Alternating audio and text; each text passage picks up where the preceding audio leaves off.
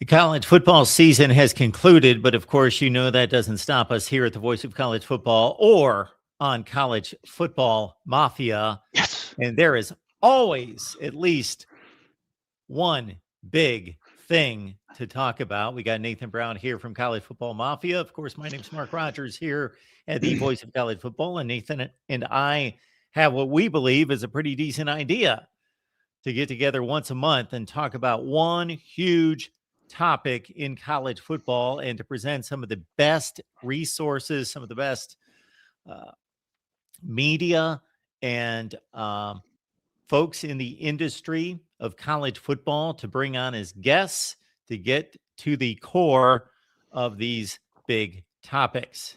Nathan, I appreciate you being here. I appreciate you coming up with a great idea. And of course, I jumped on it from the get-go. I love you, Mark. I started watching these shows 3 years ago. It was almost 4 years ago now because you were at the center of it. So I'm glad to be doing something with you. I think this is a great idea. One big thing once a month, and it'll only be headliners, very big names, big ideas. And college football is in such a state right now. I don't think we could do it perfect anyway. So let's see if we can't figure some stuff out and help other people understand what's going on around them.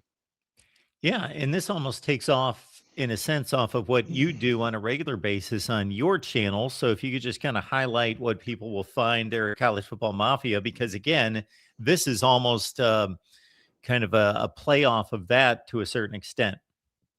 We have big interviews, big ideas. The team that I have around me, Ute and Moen especially, we try to cover the news of college football, what keeps everything going, realignment, viewership, the money, follow the dollars, and you can usually find the success, the conflict between the Big Ten and the SEC, and how does everybody else fit in that picture?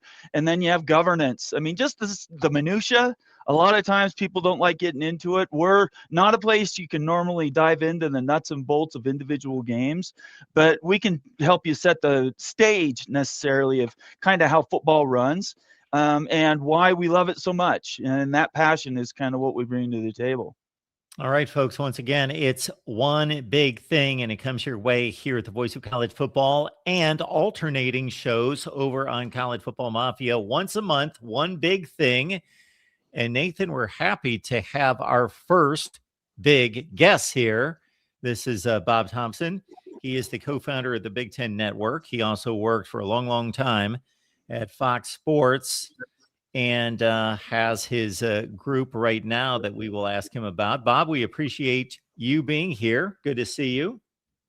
My pleasure. Good to see you guys as well. Happy New Year, Bob. It's great to see you. Thanks for coming on and being our first official guest. My pleasure. So, Bob, let's, before we dive into the state of college football and the way this is all working and what it's leading to right now, would love to hear about your background, about your experience and some of your experiences in the industry. I'll keep this very short. I grew up in Oregon, went to the University of Oregon, and upon graduation, become an illustrious door-to-door cable television salesman, walking around the streets of Aloha, Oregon, knocking on doors, seeing if people wanted to subscribe to this new thing called cable TV. So I stayed with Store for about 8 years, moved from Portland to Miami to Phoenix to Houston to DC. And the company was eventually sold, and I decided to get out of the cable system business and entered the sports programming business by starting with a group, regional sports network in Denver called Prime Sports Network. Subsequently, we launched a number of others around the country, which I ultimately became responsible for. And then we did a merger from Liberty Sports, who was the parent company, with Fox Sports. And then ultimately Fox bought out Liberty's part, and I remained with Fox for the next 20 so years in a variety of positions, the last 10 as president of Fox Sports Networks and Fox Sports International. That's about it. You know, I got kind of burnt out on the travel after 2 million miles on United Airlines, and decided I would take a little break and stayed on with Fox as a consultant and advisor for about 5 years, and also put out my own shingle as a consultant, helping everything from teams and television networks, et cetera, as it relates to sports television. That's about it. So 45 years later. That's about it. I'll have to say, Bob, that I was one of those early, not that I was making the decisions at like 10 or 11 years old, but one of the early cable consumers, because I didn't know anyone that had cable in 1979, but for some reason, and our household did, and that led to me being in part a sports fanatic from the get-go. When you can watch Major League Baseball on the USA Network and such, and TBS, of course, and Right. all the college football that was available that others couldn't watch throughout the week, and on It was a Saturday. different world Oh back yeah, then. I it was was. fortunate enough to literally get into business about 2 weeks after MTV went on the air. So So I certainly had something to 1981. talk. MTV One. Yeah, I had yeah. something to talk to the kids about as well, not just the parents. That is phenomenal. Leave those comments, questions, everyone there in the chat. We appreciate your super chat contributions. Please like the video and subscribe right here at the Voice of College Football. Bob, we appreciate you being here. I'll get us started, and Nathan and I can just ping pong you with questions, and we'll get into a conversation here, because I start with this. I think this started to run off the rails in that we've got this collegial model originally, because we actually had players, or at the time we called them student athletes at one time, student athletes who went to class, and they still do. And certainly we don't want to downplay that for most of them. But that was the model was the student athlete. Obviously, this was just a recreational type thing. And if they were really good at it, we're going back 1920s, 1930s, a very collegial model of what this was supposed to be, just an add-on to what the student was at the institution. Then obviously it got more and more popular. You add in 60,000 seat stadiums, 80,000 seat stadiums, and then boom, of course, television in the 1950s, and it slowly becomes a big business. Well, the two just don't collaborate very well. They just don't work well together when you get this collegial model originally, and you're trying to keep that and hold that together, and you got this multi-million, now billion-dollar business.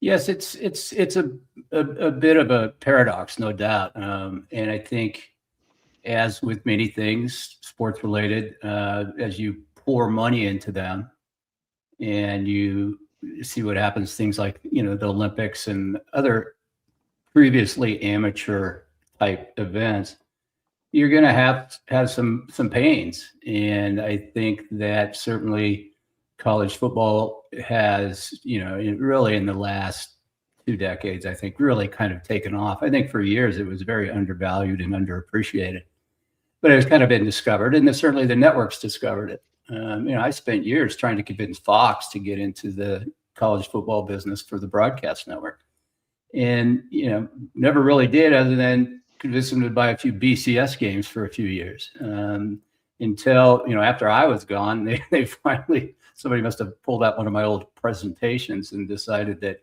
hey, it's a good idea, maybe we should get involved here, and they got involved in the we were involved in the Big Ten network, and I think that the success of that really whetted their appetite to move forward. But you're right. I mean, any time that you start pouring money into things, it can change the equation. And some of that's going on right now. Some of it's been going on for years. Now it's legal. For years it was just money in a handshake, and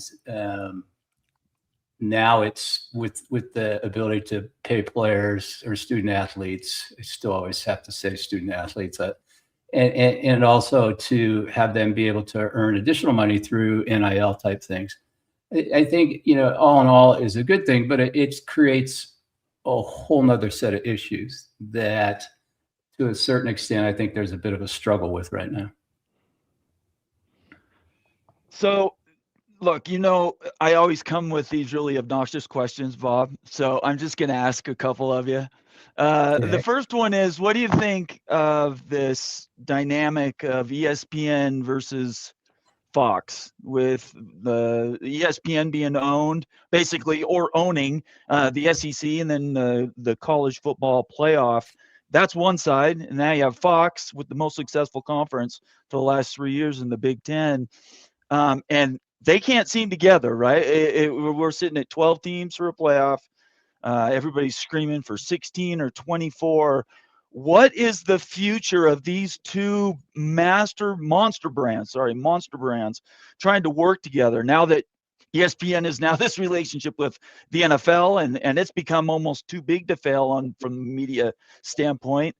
I guess it's a compound question. First, how do you see that relationship growing or going farther apart, Fox versus ESPN?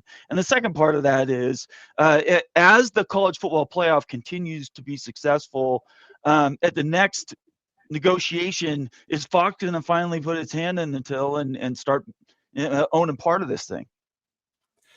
Well, the first question, if I think back, what we have there's always been a very healthy competition between ESPN and Fox. There's also been quite a bit of mutual respect and mutual participation. For years, we jointly owned the Big 12 rights. We jointly owned the Pac-12 rights. And while we certainly each had our own ideas of the best way to operate things, we got along. We weren't at each other's throats. In Asia, we were partners on the biggest sports network in Asia for years. People don't realize that. So, while we all had our priorities and certainly liked to compete, we were also very collegial, to use that term. Right. And people tried to probably make more of a war out of it than it really was. Now, certainly things have probably come unwound since then. I think the competition is good, and I think it's healthy. But if you look back just a year ago, here's Fox and ESPN and I think who else was in it? Turner, somebody. They're going to start a streaming service, right? Right. Joint streaming service. So you don't get to that kind of a situation if there's not, some idea or some area of a working relationship. So I don't want to blow this thing up bigger than it really is, because certainly we compete, and certainly the Big Ten is very important to Fox, and the SEC is very important to ABC, ESPN. All right, to create some side, like this gun battle going on, I don't think that's how it is. As far as the second question, I think Fox would certainly be interested, and I'm not speaking for Eric Shanks or Mark Silverman here. My own estimation and opinion is that Fox would be interested if they go to expand the games, the CFP, and they're given an opportunity to bid. We don't know really what happened last time. I don't believe it ever got to the point where it was out in the open market. That's what we talked about. ESPN gobbled it up, and then offloaded some games to TNT. And, the games they offloaded to TNT are the ones right up against the NFL. Gee, there's a surprise. ESPN didn't want to know it's better to take on the NFL, so we'll just let TNT do it. And I think next year, I think TNT is going to get a quarterfinal game. So how that negotiation evolves, you have to keep into consideration that ESPN has an existing agreement that probably gives them certain benefits as it relates to renewals, whether that's right of first negotiation, right of first refusal, right to match, last best chance offer, that any of those things. There's a litany of things that could be involved with that contract. So it's quite possible that Fox didn't even have an opportunity. Given an opportunity, I think Fox would be interested. Fox loves big events, and they know how to blow them out. So I think at some point it's probably going to be some sort of an NFL type scenario where you're going to have more than one network involved, or Right. it would behoove, to me, it would behoove the powers that be at the CFP to have more than one network involved. And by that, I mean more than just somebody who gets a couple of sub-license games dumped on. Right. Right. Yeah, I'm going to extend on Nathan's question and where we are currently with this conversation, Bob, because you alluded to your time at Fox. And there was a time, of course, when college football was run by ABC and by extension ESPN in the mid 2000s. And then all of a sudden, Fox, and you just made the comment, Fox loves big events. Boom, they went for the World Series in the early 90s. They really pressed in. Once they grabbed something, they grabbed it. They not in the Major League Baseball game, and then all of a sudden, boom, they've got everything. And then we saw their entry into college football, interestingly, being no regular season games. Then all of a sudden, they grab all the BCS games, and ESPN's off the table for the BCS games. And it just seemed kind of a strange, and I was at ESPN at the time, it seemed like a strange dynamic to see a network that was not involved in college football all season then broadcast the most important games. Now we have a situation where ESPN obviously owns the playoffs. The NFL has also been brought into the conversation. They seem to do everything right. Whatever they touch turns to gold. And for a long, long time, they've obviously had multiple broadcast partners that show the AFC playoffs, the NFC playoffs, the Super Bowl rotates. And that seems to be a rather healthy format that may be best for college football.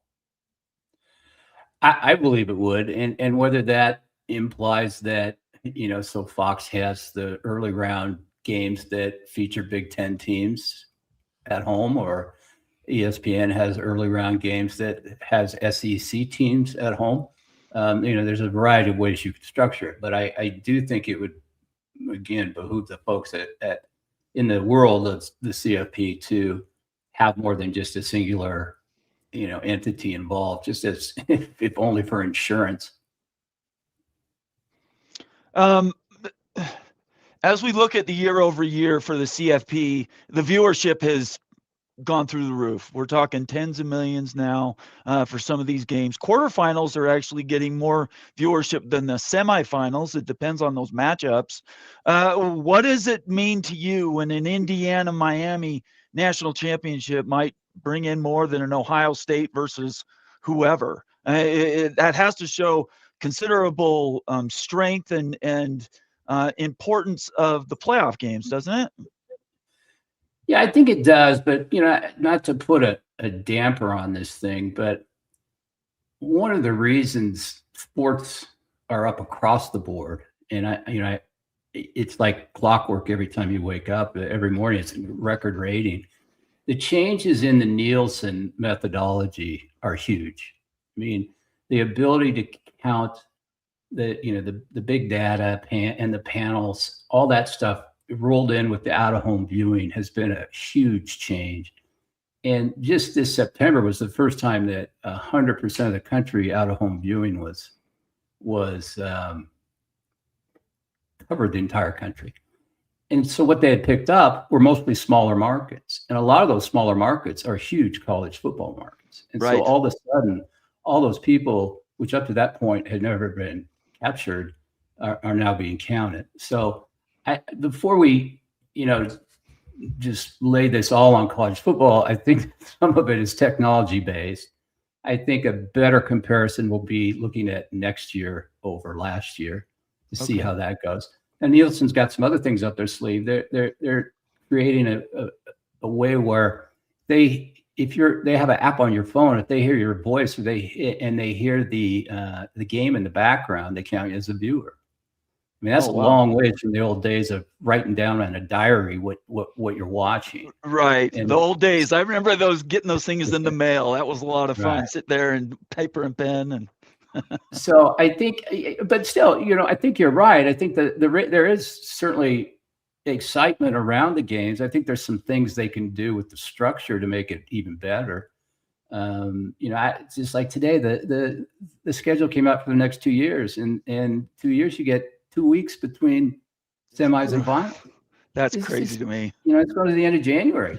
So, unless, the NFL is going to push the Super Bowl to President's Day weekend, they got to get done earlier. If that means starting at week 0 and somehow compressing, dealing somehow with the off week, December 8th off week, whatever, for the Army Navy, you got to figure something out. I mean, they got to compress and hopefully, in my opinion, move back and end sooner. Bob, we know that the NFL impacts the college football schedule. The college football is trying to stay as far separated from the NFL schedule as possible, but that's become not attainable the last season, as we mentioned, with the playoff games running up against the NFL. The regular season, obviously, even in the NFL, was no match for college football. Right. So what are your thoughts about, and you brought up some other things with Army Navy is no longer sacred, and really there's just obvious the consumer is getting frustrated. The average college football fan is getting frustrated, but the TV networks, I don't think, are overtly or intentionally pissing off their audience or their consumer base. What is factoring into these decisions to prolong the season and these large gaps of time from, as you just mentioned, semifinals to national championship game next season? Well, for years, they kind of worked together. I mean, we always would talk to them as it related to BCS games, and we always had a pretty good relationship with the NFL and the BCS guys, and we were able to get some things done. There's got to be a little bit of give and take on both sides. Look, the NFL is going to do what the NFL is going to do, and the NFL is going to do what's best for them, period, end of discussion. But I think there is a way to structure the games, especially with 12 teams, where they don't have to be up against NFL games. And but if you don't make the attempt, and I understand there's been some discussions, but they really went nowhere. But if you think it's hard now, flip it over to 16 teams or 24 teams and try and figure out how you're going to schedule that. I don't think this idea of somehow updating the Broadcasting Act of 1961 is going to magically, say, okay, NFL, you can't do Saturday games till the end of December or something like that. I don't see that happening. And I don't even know if it fixes anything anyway, because you're still going to have conflicts. They just won't start until January. So I don't know how it can be done, but there's got to be a way that people are going to have to play on different nights, and but there should be a way to do it. And I would hope and implore upon the groups, not only the NFL and college football, but also the networks who are involved at the CFP, to try and figure out a way to make it such that you don't have to go head to head with the NFL. Is college football healthier now than you've ever seen it? Well, I think that depends from what aspect perspective. You're looking at. I know I'm trying to trap you, Bob. A lot. From a television standpoint, yeah, it's pretty good business. I think everybody's getting paid, some more than others, and some probably deserve to get paid more than others. I think what you're seeing, and you saw today with the Mountain West Conference deal, mm-hmm. They didn't get a raise. They probably got pretty much what they got last time around, if even that. And, well, with depreciation, they're actually making less, right? I mean, 4 years later, inflation. Yeah, I think that was a 6-year deal or something. So, but they also lost some big markets and picked up some markets that weren't comparable replacements. But they're still there, and they're still going to be. They're getting paid. With the TV, where the TV world is, you're buying rights. First of all, you can't own everything. You just can't. You can't afford it, and you can't clear it all, even if you did. And then, secondly, there's stuff that's nice to have. There's stuff that's good to have, and then there's stuff you must have. And each network has to make those kind of decisions as they allocate their resources. And then also within allocating the resources, you gotta, you can't overbuy, because you don't have enough windows to clear it all. and then you just relegate it to streaming only. And what's been shown there is that doesn't, at least in the college world so far, doesn't move the needle quite as much as what happens on the linear broadcast. So from that standpoint, I think TV standpoint, it's very healthy. I think from the student athlete standpoint, getting paid is a good thing.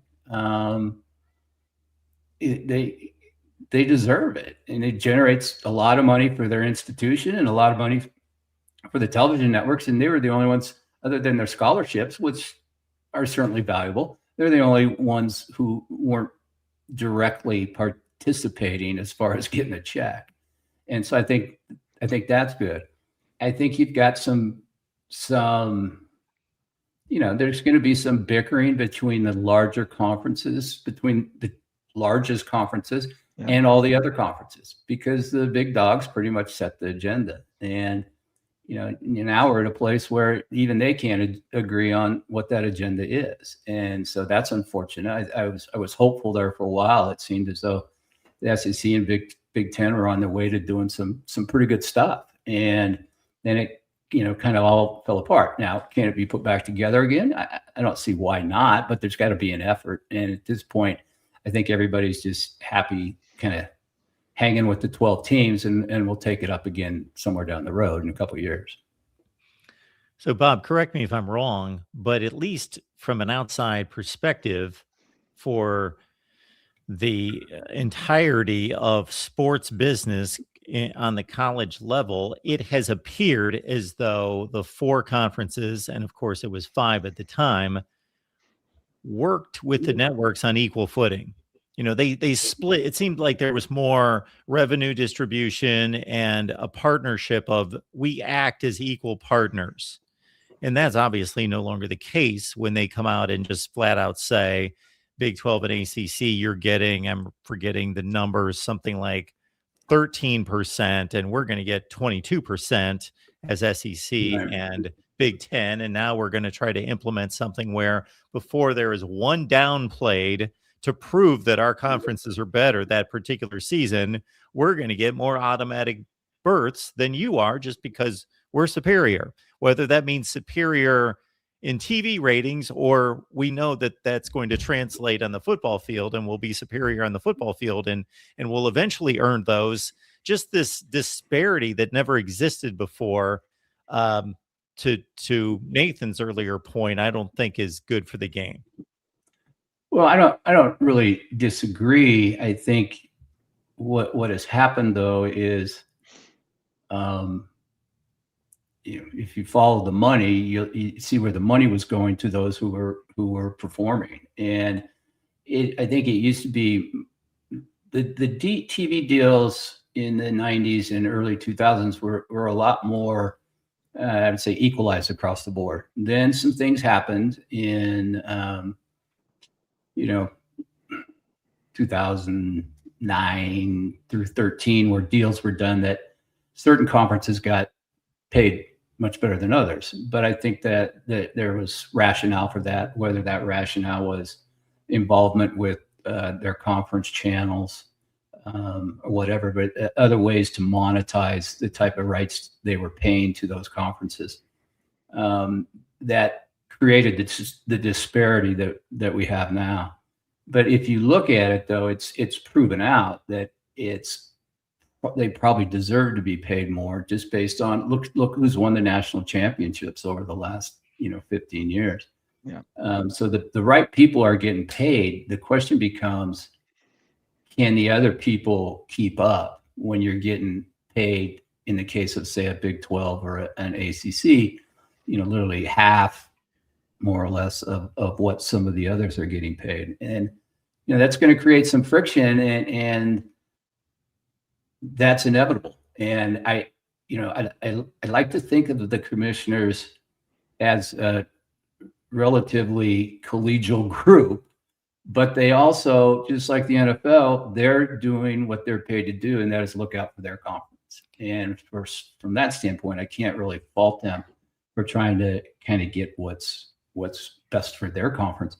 The question becomes, you need to have, and I've been saying this for years, college football needs to be relevant across the country. It can't just be relevant in certain places, which is one of the reasons, I was so disappointed when the Pac-12 imploded.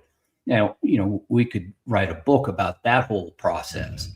And my understanding is people are, so it should be interesting. I can't wait to see who's in the movie. But I think it's, that is a perfect example of what can go wrong when things kind of get out of hand. And, with just a couple of swift moves, that conference of more than 100 years old is gone for all intents and purposes. Yeah, the name's still there, and there's a couple of schools still there, not by choice, only because they were left. And that was very sad to me. And I don't think that's good for the game. And I don't think it's good for the schools on the West Coast who are having to fly to the East Coast to play volleyball, or basketball or any sport. And it's better off if there's strong regionality in my mind, because, the regions are so different as it relates to college football. There's, the West Coast is nowhere near as rabid as the Southeast, and the Northeast is nowhere near as rabid as Texas and the Midwest. So you got to figure out a way to make it strong everywhere. And that's when I think one of the primary challenges that the college football world in general has to grapple with. And Nathan, if you let me step on Sure, you real quick go here, ahead. just with a follow-up to what I asked and what Bob responded to there. A little commentary here briefly before I follow up with a question is, I think you just hit on something that irks me and a lot of college football fans, college athletics fans, is that all this realignment has torn at the fabric of the sport, meaning, like you just alluded to, there's a difference between folks on the West Coast and folks in the Southeast, in the Midwest. And we used to have that continuity of the footprints made sense of the conferences. They like different music, they like different food, they have different values, they have different cultures.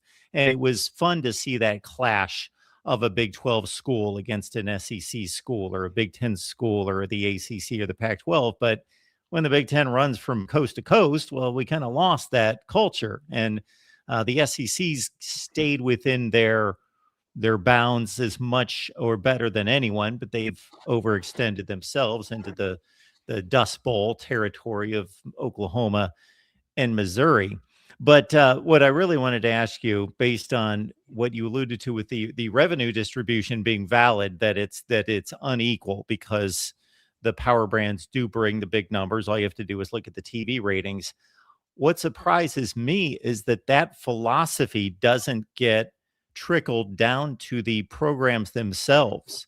When you see a Big Ten striking a deal with Fox, NBC, and CBS, that Nathan's going to hit the numbers better than me, right around $90 million per program, why Ohio State and Michigan don't say, hey, here, if we really want to distribute this in a valid sense, we're probably more in the 250 million range, and Northwestern's more in like the 8 million range, just kind of similar to what the ACC did by saying, right, hey, we're in this together. So we're going to take half of it, or I think 40%. We're going to split that evenly, but then we'll take the other 60%, base that on popularity and TV ratings. I would think we'd be headed more in that direction. I think we will. I mean, short of, as I call it, eating your young or the less performing members of your conference and booting them, you're going to have to do that. And I think the ACC was very smart, as far as figuring out a way to appease Florida State and Clemson, but also going forward to create kind of this system that is, you've got a base distribution every year, but then other things are more incentive based, and whether that's performance in the CFP, whether that's performance in the keeping all the basketball units from the NCAA Final Four or March Madness, or television ratings, or social media engagement, or whatever. There's a lot of ways that you can structure it such that you will see some folks get paid more than others, as opposed to just saying, okay, here's our nut, divide by 18. I think it's got to go that way. Otherwise, people are going to be enticed by a bigger check. I mean, look at the Big Ten private credit proposal. That was a tiered structure. Ohio State and Michigan, and I think Penn State. Penn State. Yeah. That's probably why USC, kiboshed it from their standpoint. USC probably doesn't need that money, but the idea that they weren't being paid like Michigan or Ohio State are being paid, they had a problem with that. And Michigan had probably had other issues with it because they were going to get paid on the top. And I just think it's something, unfortunately, fortunately or unfortunately, it's going to happen. I think you're going to get a tiered structure even within conferences. And it's really not a whole lot different than if you look at baseball or some of the other professional sports, NBA, NHL.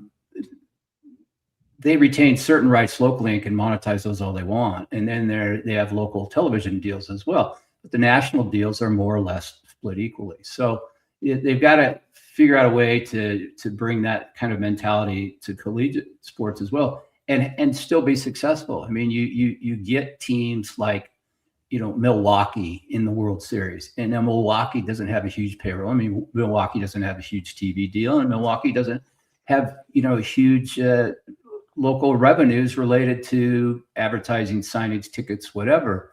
They just can't. The market won't bear it. And so you've got to figure out a way so that even if other people are getting paid at a higher level, the others still have a way to compete, and then also hopefully move up the food chain. It's like the relegation advancement situation in professional soccer in Europe.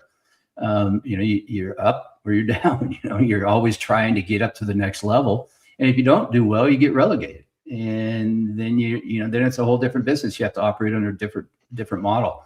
And so I think that's going to be important for the collegiate world to kind of come to grips with that. And I think you will see going forward, especially if you get a bunch of private credit money coming in, those guys are going to want to pay the people who are bringing in the dough, and those are going to be the big brands. So but there's got to be a way to try and keep everybody happy and everyone engaged, more importantly. Bob, my fault. I forgot to clear how long you want to be here. So you just put your hand up and we'll let you go. And Mark and I will take questions and whatnot after. Okay. But I got about 20 more minutes. Okay. Thank you very much. I should have cleared that with you before. I apologize. That's all right. If we assume unequal revenue is where we're going to be, and I think you're both right. I think we're on that train. We're not getting off anytime soon.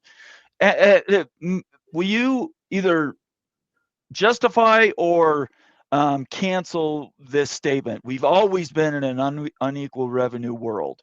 In other words, hasn't Ohio State, regardless of these new media values and everybody's guaranteed so many millions, hasn't Ohio State always made more money than BYU? Haven't we always been in an unequal revenue state? And all we're doing now is just popularizing because it happens to be we're in a social media world. And so now everybody knows what these numbers are. I can't remember all through the 80s when I was in high school and going through, I was reading the newspapers not to see how much money BYU was making. It was to see if that year they were going to lose to New Mexico State or something like that. So haven't we sort of fallen in love with the media values because we're now paying players more than it's not been this unequal all along? Well, you're right. It has been unequal all along. I mean, which is why, Ohio State and Texas have 38 sports and others have 18. They can afford it. And they've got, the student population is drastically bigger at a lot of these schools than others. And that all counts. But I think that the thing that's with the TV is that it's always been been shared equally. I mean, certainly other revenues are a totally different basket, and those have been size-based, and what your market can bring to you get a keep. But the conference deal, the television deals have been done at the conference level, and those have historically been shared equally. I think the whole idea with some of these private equity or private credit deals, that's just the tip of the iceberg. I think if you look at, let's see how to explain this. Each school already has deals to hopefully monetize their other assets that they own on their campus, whether that's signage, whether that's experiential type things, whether it's premium tickets, whether it's all those type of things. And every school keeps 100% of that. Well, now you're going to come in and say, okay, we're going to do this private credit deal, and we're going to create this new entity, and I'm going to need to have on-field signage for every school in the Big Ten. And we're going to sell that to Rotel, the guys who make the dip. And we're going to divide that money equally. Well, the guy, maybe one school didn't have a deal. And maybe another school had a deal, and what their share they're going to get from the conference deal is less than what they would have got locally.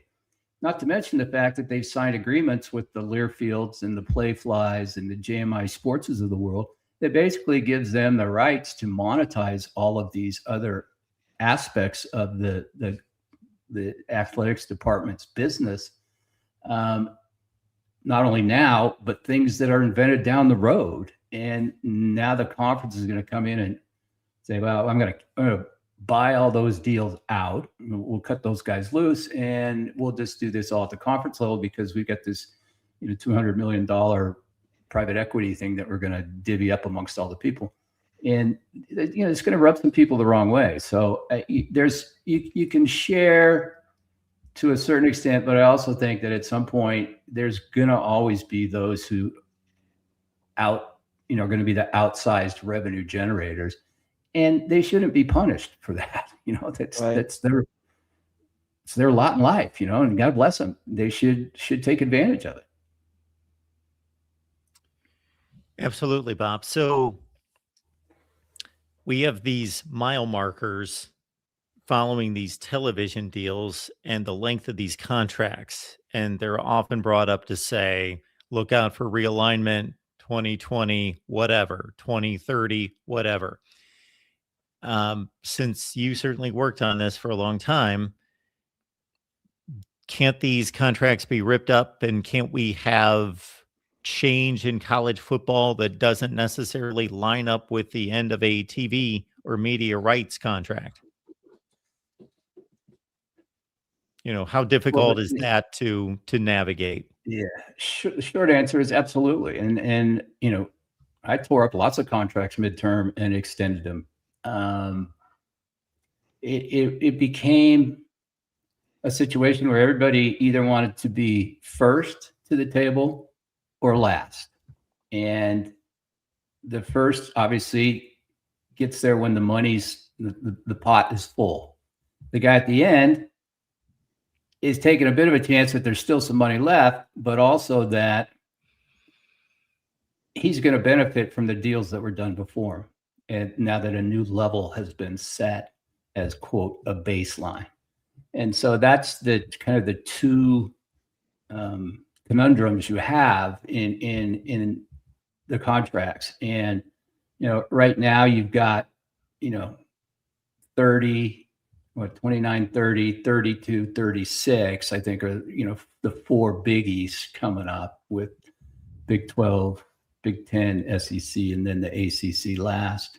And so there could be some maneuvering before then, no doubt. It's not unheard of to, like I said, open deals up early. And if the TV networks think it's important and they want to absolutely, you usually have to pay to get somebody to do that type of thing. Otherwise, time is their ally. Just kind of wait around and see what's going to happen. And if you go too early, you could possibly underprice yourself. But from a network standpoint, they would absolutely like to do that because they like certainty. They like to know what they're going to be paying, not just a year down the road, but the next 8 years or 5 years down the road. I think, one thing I have seen is the contracts have gotten shorter, and that is so that, really, I think two things. People saw the rapid increase in the rights deals. And then the other thing is the uncertainty of the television business. And do you want to lock yourself in? A perfect example, the Big 12 or Big 10 private credit deal. They wanted to extend the grant of rights to 2046. Okay, now I defy anybody to tell me what the media business is going to look like in 2046, let alone 2036. It's just changing so rapidly. And so to tie yourself to that type of a situation or, way into the future, I think is a big mistake. And so now you're seeing the deals getting shorter. And what, we used to do 10 and 12-year deals with the Big 12 and the Pac-12 and the Big 10 network deal was 20-something years, But now they're doing 5-6-year deals because they're trying to keep some level of flexibility to kind of have a better understanding of what's going to happen in the media world over the next few years. I mean, it's possible that broadcast networks as we know it don't exist, and it's all, they exist in some form, but a different form than you have now. And that certainly streaming is going to be continuing to grow, but streaming is not the answer yet. Anybody who's all in on streaming, they're missing a huge audience, a huge part of the potential audience. And there's probably somebody, in a garage in Silicon Valley dreaming up the next thing right now that's going to replace streaming. So the change in the technology combined with the change in the media and the economics of the media business are going to be drastic. And it's, they have to take that into consideration. And that's, I guess why they have consultants and very smart economics professors and things like that help them understand all this. But it is going to change. And anybody, who says it's not, have them give me a call. Bob, didn't you hit on one of the major downfalls of the Pac-12 and its demise was that they waited too long in their negotiations and waited for too many time slots to be filled up, and they played that waiting game that you talked about before they maybe overvalued themselves and they jumped in too late? Yes, I think, they felt they were going to get paid just because everybody else got paid. But the problem was the networks had a different estimation of what the value of the Pac-12 was than the Pac-12 had. And, that's an unfortunate and in their case, a fatal mistake. Wasn't that a time zone thing though, Bob? I don't mean to interject or interrupt what Mark just said, but the Pac-12 is tied to 2 time zones. They're not going to play games at 9 a.m. Pac-12 time just to take that noon slot in the Eastern time zone. I mean, at the end of the day, the length of media deal and all, wasn't it more about time zones and slots for games? I don't know. The Pac-12 would play, they bitch about it a lot, but they'd play, at 7:30 at night. A lot of other people wouldn't, which is 10 on the East Coast. But yeah, they're a time zone have a time zone challenge, but it's not to the extent that they should have, gotten blown up over. If you can say, well, if I was the commissioner, I would have done this differently or that differently.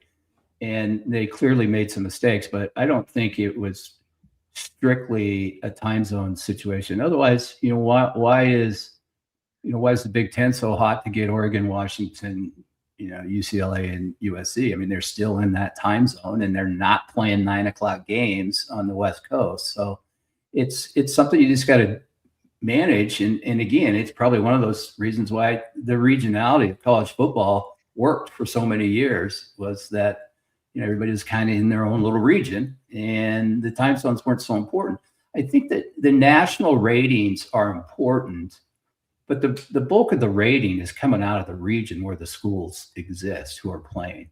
The only difference to that is, I read somewhere that the SEC is the only conference where fans of other schools will watch other schools play, even though their team's not involved. A lot of the conferences, it's like, well, if my team's playing, I'll watch it, but I'm not going to watch two other teams that aren't, one of them isn't my team. I just don't care. And whereas in the Southeast, they've proven, and I think the ESPN and ABC ratings prove out that the viewership levels are clearly driven by just the total fandom of the SEC. Because if you look, a lot of those SEC markets aren't exactly huge population centers. Yeah, it's funny to see the local TV ratings breakdown of, yes, non-local teams, and you see just this list of Alabama, Birmingham, Mobile, etc. Then you may see Columbus, Ohio pop up. They're like an outlier, and it is funny to see where those local TV ratings are just enormous for games that don't involve the local team. Right. Absolutely. It's a difference maker. I mean, the NFL learned that years ago. I mean, if you look at an NFL of a typical NFL, game on a, let's go Thursday night, the bulk of the rating is coming out of the two participating teams, unless it's a really huge game, and then you get more, sampling across the country. But the locals still drives the truck everywhere. But in the SEC land, they certainly seem to have an affinity for SEC football, whether their team's playing the game or not. I have only one more question, and this is more about overall sports media in general. What were your thoughts about the Formula One deal with Apple TV, and did that surprise you, jumping off of ESPN? Well, yes and no. I think ESPN, took a look at it as, is it one of those nice to have or gotta have? And I think they decided it was kind of nice to have. That Formula One has some challenges. You want to talk about time zone challenges? Right. Well, I'm a fan of Formula One, so I was curious. Yeah. So do you get up at 2 o'clock in the morning? I do sometimes. I did. Yeah. Or I'd watch them on demand. Yeah. I've been known to do that. Well, there's not a lot of you out there. I know. What I'm saying is, but it is an outlier. Like college football could try to do that, right? The Pac-12 had the idea we're going to go on Apple TV, and then that sort of blew up. And so, is it a litmus test, I guess, at the end of the day for these other sports? I don't know. I think it depends on what they're going to do with it. If they try and hide it behind a paywall, like they did with MLS, it's going to be a disaster. Like some of the MLS numbers are finally creeping out. And I always say people won't talk about numbers if they're crappy. And you didn't hear a word about MLS numbers, subscriber numbers for that. This is it was an add-on to your Apple TV subscription. And I think my understanding, I believe, is that the Apple deal for Formula One is just going to be part of the package. And so I think that's good. That'll help. The other thing is that for Formula One, Apple can give them the whole world. You don't got to go out and cut a bunch of deals. And that's what you're seeing now, like Amazon Prime and the NBA deal. They're doing those games all around the world, and structuring certain games with certain players. Say France for Wembanyama is playing for San Antonio, that type of thing. And they'll structure the package to get the most bang for the buck. But those games are going around the world and are available everywhere. Same as what's happened with the Netflix NFL games. And I think it's proven very successful for the conference. It's one-stop shopping. I mean, you used to, one of the businesses I ran at Fox was the syndication business, where for instance, we own the rights to the PGA Tour outside of the US, Canada, and Japan. And so we were out selling all those PGA tournaments on a country by country basis. Extremely expensive, extremely time consuming to do that. And now you can go to Amazon Prime, and they can take an NBA game and they can deliver it to the entire world. just like that. And Netflix can do the same thing. And so that's a definite benefit that the streaming services have over, broadcast networks or a league trying to go out and do one-offs on a country by country basis. It's really a time consuming and labor intensive business. Bob, we so much appreciate you being here, lending your expertise on the topic and ushering in our new endeavor here between Nathan and myself. Thompson Sports Group, what should people know about that? Well, it's a small operation. Myself, my cell phone, and my computer. I do a little bit of everything. I work with a company that owns about 40 TV production trucks on certain strategic elements.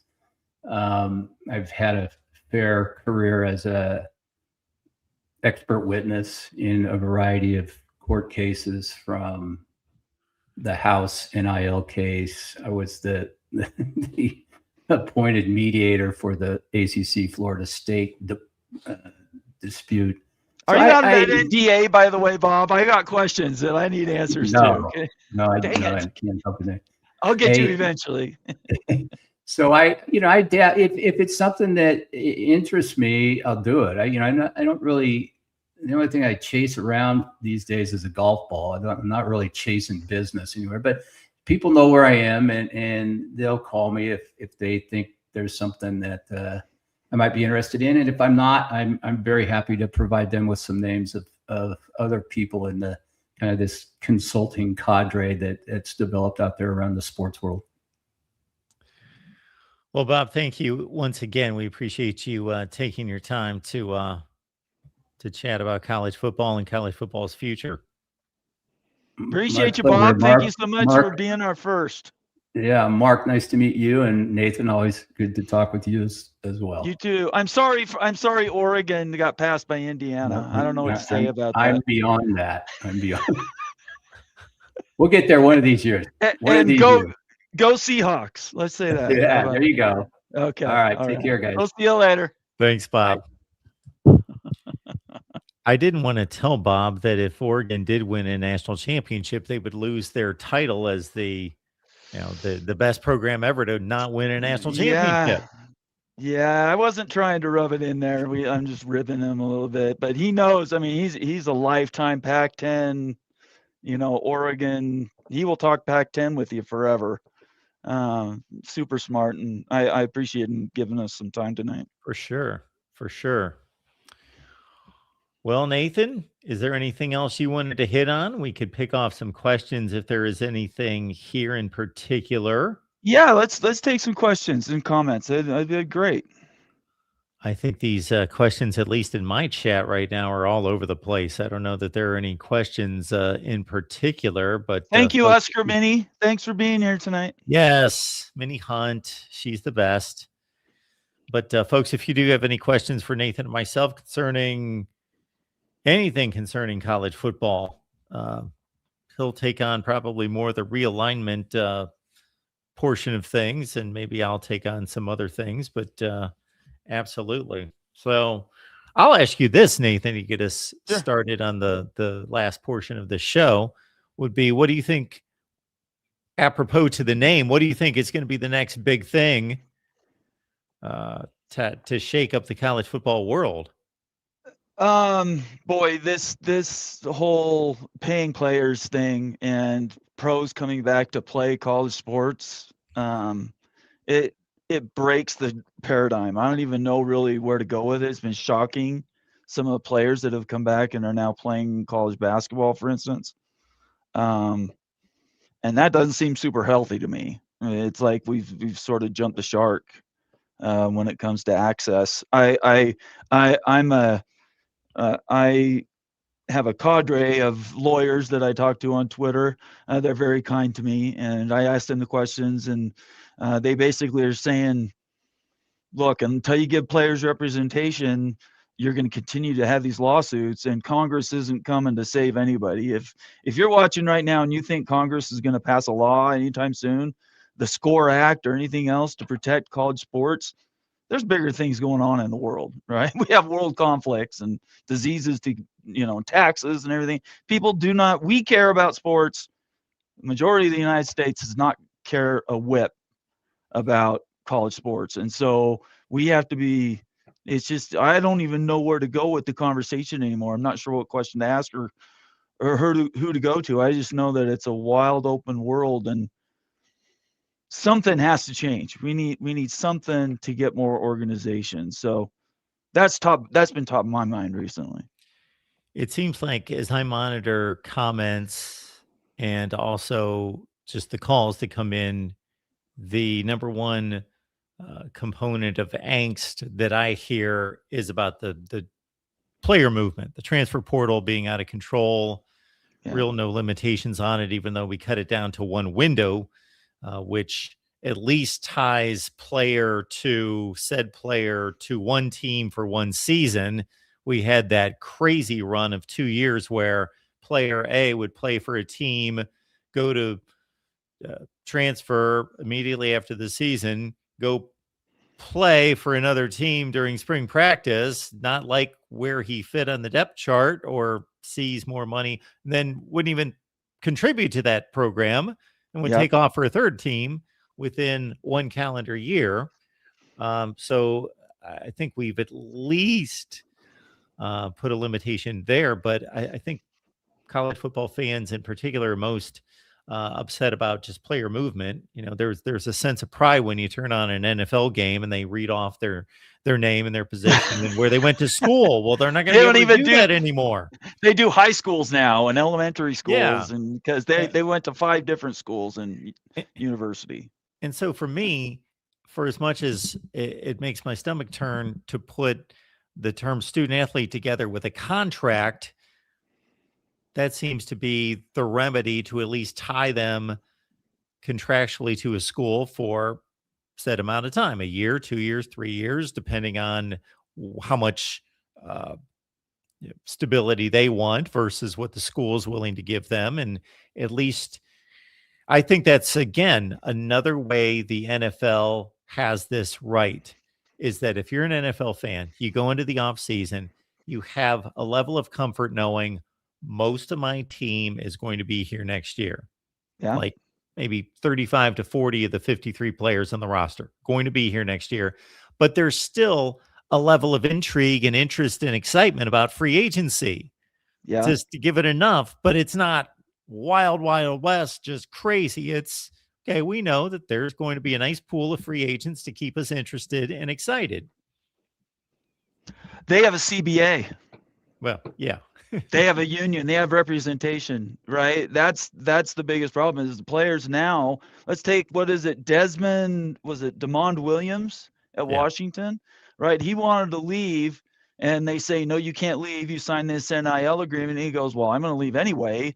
And we'll sort out the NIL rights on the back end. They can't restrict player movement until they have a contract with the players. They can own their NIL rights and they can sue them if they break those, whatever they may be, for the name, image, and likeness, that sort of virtual aura around the player, but they can't restrict movement. It's against the law. It's a form of legal, I don't know, enslavement or something, and you can't do that without a contract. So I'm all for all the regulation that anybody wants to put in college football, but until we have an actual agreement with the representatives of all of college football players without antitrust exemption from Congress, there's no way to restrict a player from unenrolling and enrolling somewhere else. You get to keep their, like I said, their aura, their public image, what they can turn around and sell, but he can go and play football wherever he wants to. So the only way, and that's, you just said it, the NFL has a CBA. They have a union. They have players that represent a certain amount of the country. And until there's a contract with the players as an entity in some form, whether that's a contract law or something that is a CBA type entity, there's no other way to restrict the player movement. And I don't think even today people understand that. They get angry that, wow, my team signed this guy. We were going to win 100 games this year. he's leaving and now I'm pissed off at the player, when at the end of the day, the player doesn't have, you can't restrict trade unless you've had a binding agreement that says the reason you can't leave is because you've traded some of your rights for these benefits. In the NFL, that CBA represents union dues, their health insurance, money that they'll earn back after they retire or get injured. There's nothing like that in college football. And I don't think 95% of college football fans understand that. That's why it's such a big deal on Twitter and social media, is because until they give these players the right to be represented as a class, the only way they can restrict anything is if they go back to the old system, which is, frankly, courts have said is against the law.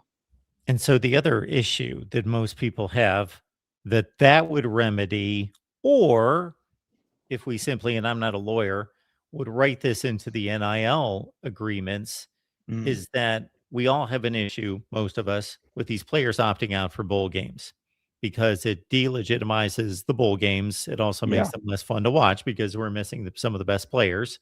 Yeah. And then we don't know how to measure the conferences or measure the results, because we're like, well, that team had 12 opt-outs and they only had 2 and all that other business. And bowl season used to be when you'd watch the best teams play other teams and other conferences. But I would think that could be remedied even without a CBA by simply putting that in the NIL deal, that the completion of the season is the completion of the entire season, including bowl game. I guess you could call that a performance clause you could put in, right? Something that says you have to play a certain number of games to get X number of money at the end, or you pay them per game. But at the end of the day, if a guy comes up with a hamstring at the end of the season because he's getting ready for the NFL draft, how do you enforce something like that? How do they have to go through full body scans to ensure that they're physically in a position to do that? You and I both agree the bowl games are exhibitions. Yeah, they are now. Yes. Yeah. 15 years ago, you could look at the end of bowl season, each conference, and you could measure how well they did and generally understand how good or bad that conference is and those schools were. Those days are long gone now. Yeah. They've been gone for probably a decade, to be honest. And you know that drives me nuts. I do know it drives you nuts. Because I'm trying to measure these conferences. Yeah. And it's impossible to do now. Yeah. I think the first 2 that jumped off the bandwagon they come to mind for me, Christian McCaffrey and Leonard Fournette. This would have been like 2016.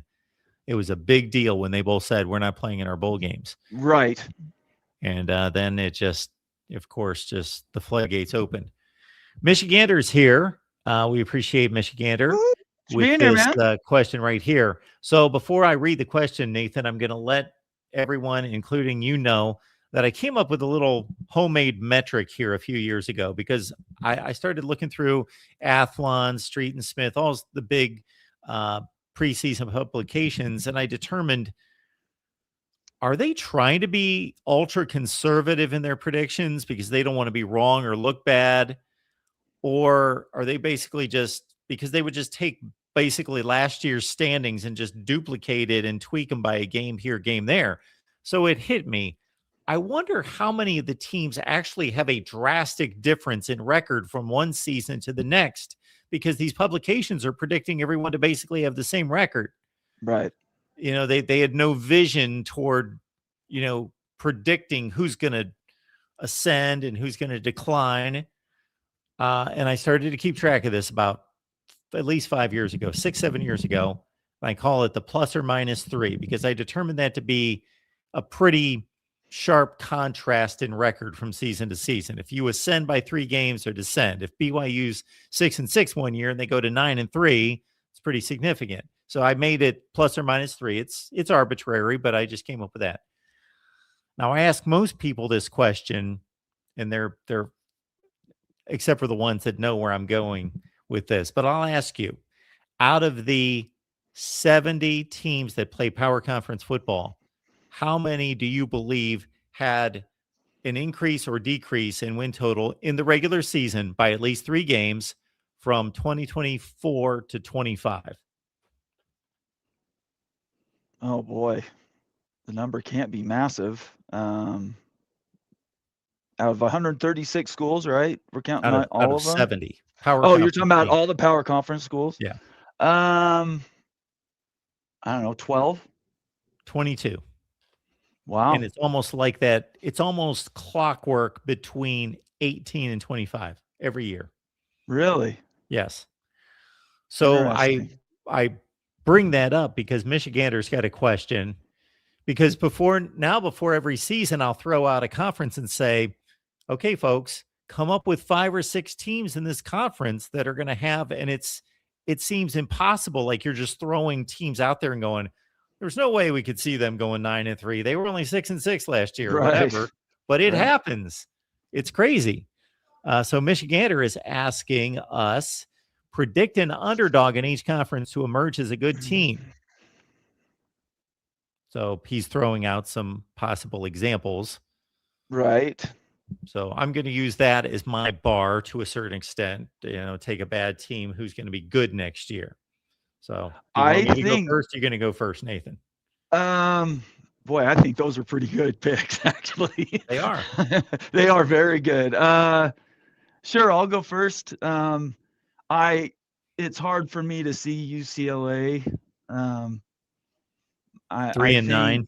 Yeah, I've never been a fan of UCLA since Aikman left. So, for the Big Ten, I think you might take a flyer and say, well, Washington played pretty well last year too. So you can't, if you're talking about plus minus 3 games, it'd have to be somewhere in the middle. Michigan, I think, will overperform in the Big Ten this next year. I think Kyle Whittingham is a fantastic coach, and all things considered, I'm glad he's not at Utah anymore. I'll take Michigan. Okay, just as a better team, because to hit my metric, they'd have to go 12-0. They may. Yeah, I think Um, Michigan. People are going to be surprised how well he does. I'm not saying we have to use my metric to answer Michigander's question. No, go ahead. Yeah, no. Anyone else? In any other conferences? Yeah, I think Oklahoma State is going to do better. I mean, they'd have to be brain dead not to do better than they did last year. I think Virginia Tech's going to do well because they picked up a coach that honestly is better than Virginia Tech. Mississippi State, I don't know. The SEC is so difficult because it's so top heavy. Maybe LSU, but yeah, I think what Michigander's got here is a pretty good set of teams. Big Ten. I'm going to throw Wisconsin into the mix. Huge transfer portal run, and for as bad as they were last year at 4-8, 2 of their last 3 games of the season, they beat Illinois and Washington. I think maybe Luke Fickell, who barely hung on to his job, maybe the final nail is not quite in the coffin. Maybe they've got some life. In the Big 12, think Arizona State 3-9, 3-9, and then boom, they go to the college football playoff. Is there somebody out there like that? Is there somebody, Texas Tech? What were they, like 8-4, and then they suddenly become an 11-1 football team? Houston, look at what they did. It seems like they were all taken up last year. I don't know who's going to do it next year. I don't necessarily have confidence that Baylor is going to turn around to any great extent. No, I think Dave Aranda is going to get fired this year. Everybody I'm thinking of was a good team last year. TCU, Iowa State obviously lost Matt Campbell. Maybe Rich Rod at some point, but is it going to be next year? I've got no confidence in Scott Frost. I don't know who to throw out in the Big 12 that's going to jump up. The numbers simply say Oklahoma State because they'll probably win 2 out of conference games just because they'll play an FCS and a group of 5, even though they couldn't beat Tulsa last year, and then win 2 games in the conference. Well, they picked up North Texas's quarterback who threw for like a gazillion yards. Yes. Yeah. Mestetter. Yeah, Virginia Tech, James Franklin, for as much as he could not win generally the big games, he is a competent football coach. He's good. So I like Virginia Tech as well. Can't think of anyone else really in the ACC. If Florida State could figure out just they Man, what should has be gone? better. What That has happened at Florida is State? terrible. Somebody needs They're to bad. diagnose that, like write a book just on Florida State. It's been Yes. shocking. Absolutely shocking. And I think you hit on two good ones in the SEC with Mississippi State and LSU. South Carolina was really bad last year at 4-8. So, maybe Shane Beamer bounces back. Good question, though. Good question. Thank you very much for the super chat. We do appreciate that. And then we've got message to us says the next real big thing is the Super League. So we may be hitting on that sometime soon, folks. That's YouTube gold right there. You talk Super League and everybody spikes, right? All right, Nathan, anything else? You certainly need to let us know here at the Voice of College Football what you've got going on at College Football Mafia. First of all, I just want to thank you for doing this. This is awesome. I appreciate everybody watching. This is an experiment. Wasn't sure how it was going to go. It seems like it was pretty successful. If you like what we're doing, pass the word, rewatch us on YouTube and send us show ideas. Mark and I will read those and try to give you guys feedback.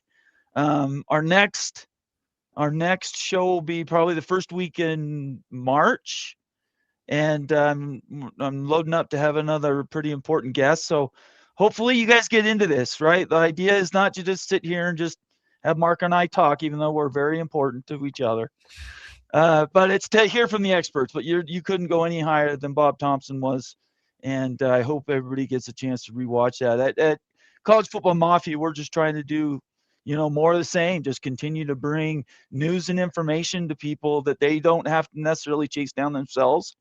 My partners Mo and Ute and the rest of the team does a great job, and I'm just happy to be associated with them. And this is going to take place, or this tonight's show is going to take place in my normal Tuesday night show. So next time I'll see everybody will be on Friday for the big freaking Friday show. And I just want to thank everybody for being here. This has been a lot of fun. Thank you so much for doing this with me, Mark. Absolutely. And I want to let Pit Sniper know this is not a new studio. I just moved my monitor out of the way. That's all I did. That's all I did. Didn't know what to put in the monitor. So until we get the graphic in the monitor, then you'll see the blank wall. But that's all that is. All right. Appreciate everyone being here at the Voice of College Football. Again, the next time we get together with Nathan, it's going to be over on the College Football Mafia channel. So don't let that confuse you. We're just going to bounce back and forth. That's the best way to do it. And we will see you here next month. And